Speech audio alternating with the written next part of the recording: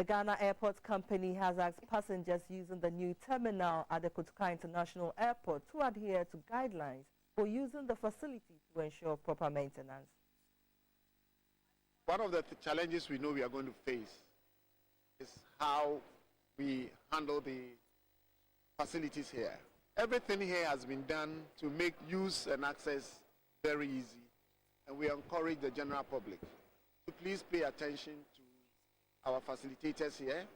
We have people here who direct people and help them to use the things that we have here. If we misuse them, they will break down earlier than expected, and that will mean that the running costs will go high, and if we are not careful, then we will damage the structures that we put in here. So that some of these things are very delicate, and therefore we cannot use them the way that we used to do in Terminal 2 and the other terminals.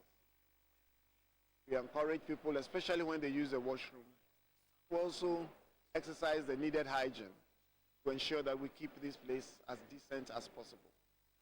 We, on our part, have recruited capable companies to take care of the maintenance of this facility. And it is our hope that we continue to maintain it in this spick and span condition for a very long time to come.